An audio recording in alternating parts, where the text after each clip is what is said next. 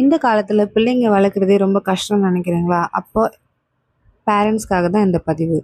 6 C's of parenting என்னன்னு பார்க்கலாம். First one is communication, choice, consistency, com, connection, coordinate. So first one communication. So communication வந்து ரொம்ப ரொம்ப முக்கியங்க. நமக்கும் நம்ம பிள்ளைங்களுக்கு இடையில, முக்கியமாக டீனேஜ் பிள்ளைங்க, நாம் பாட்டுட்டு வேலைக்கு போகிறோம், அவங்க என்ன பண்ணுறாங்க எது பண்ணுறாங்கன்னு கம்யூனிகேட் பண்ணாமல் கண்டிப்பாக கண்டுபிடிக்க முடியாது. ஸோ அட்லீஸ்ட் எவ்ரிடே ஸ்கூல் விட்டு வந்தோடனே 10 மினிட்ஸாவது அவங்கக்கிட்ட என்ன நடந்துச்சு, இன்றைக்கி எப்படி போச்சு அப்படின்னு ஓப்பனாக நீங்கள் அவங்ககிட்ட பேசுகிறது ரொம்ப நல்லது. Second thing, choice. So give them choices. We cannot compel them to do certain things. And consistency.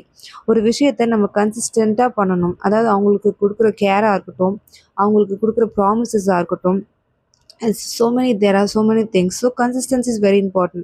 So ஒரு நாளைக்கு ஒரு நம்ம பவுண்டரி செட் பண்ணுறோம், ஒரு வீட்டில் வந்து நம்ம ரூல்ஸ் அண்ட் ரெகுலேஷன்ஸ் இருக்குன்னா அதை என்றைக்குமே கன்சிஸ்டண்ட்டாக நாமளும் நம்ம பிள்ளைங்களும் ஃபாலோ பண்ணோம் அப்படின்றத நம்ம கிரவுண்ட் ரூல்ஸாக நம்ம வந்து செட் பண்ணணும். Second thing is calmness. So angry parent cannot be a good parent. So always calmness is very important in parenting.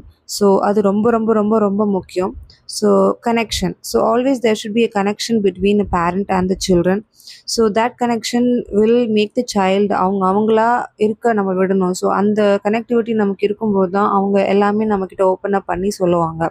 So நம்ம ரொம்ப ரெஸ்ட்ரிக்டடாக நம்ம அவங்கள வச்சுருந்தோம்னா அவங்க ஓப்பன் அப் பண்ணி நம்மக்கிட்ட சொல்லாமல் அவங்க ஒரு ஸ்ட்ரேஞ்சர்கிட்ட போய் அதை சொல்லக்கூடிய வாய்ப்பு அதிகம். So connection between the parent and children is very important. Next is coordinate. Mother and father should coordinate each other and they have to parent. உளவியல் ரீதியாக உங்களோட டீனேஜ் பிள்ளை, அதாவது சேட்டிங் ரொமான்டிக்கலி, அதை நீங்கள் பார்க்குறீங்க சோஷியல் மீடியாவில், எக்ஸாம்பிளாக எடுத்துப்போம். அதை எப்படி டீல் பண்ணுறது, எப்படி டீல் பண்ணால் உங்கள் பிள்ளை வந்து குட் பிஹேவியர் சேஞ்ச் கொண்டு வருவாங்க அப்படின்றத நம்ம இதில் பார்ப்போம். So when you're really angry, கண்டிப்பாக கோவம் வரும். அந்த டைமில் நம்ம கோவப்பட்டு நம்ம எதாவது பண்ணோம் அப்படின்னா அந்த பிஹேவியர் கண்டிப்பாக மாறாது, அது மோசமாக தான் வாய்ப்பு இருக்குது. அதுதான் நிதர்சனம்.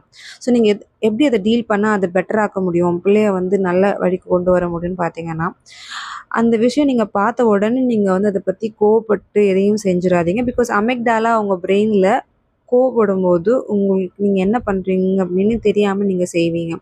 ஸோ அப்போது அந்த டைமில் ரியாக்ட் பண்ணாமல் 1 or 2 days கழித்து அதை பற்றி உங்கள் பிள்ளைக்கிட்ட ரைட் அண்ட் ராங் திங்ஸை நீங்கள் டிஸ்கஸ் பண்ணுறது மூலயமா உங்கள் குழந்தையா நீங்கள் நல்ல பிஹேவியரை சேஞ்சஸை கொண்டு வர முடியும்.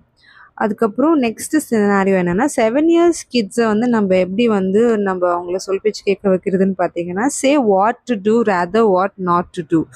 ஓகேங்களா? படி ஏறாதன்னா கண்டிப்பாக அது ஏறும். கீழே வாடான்னு சொல்லுங்கள், அது கண்டிப்பாக அதை செய்யும்.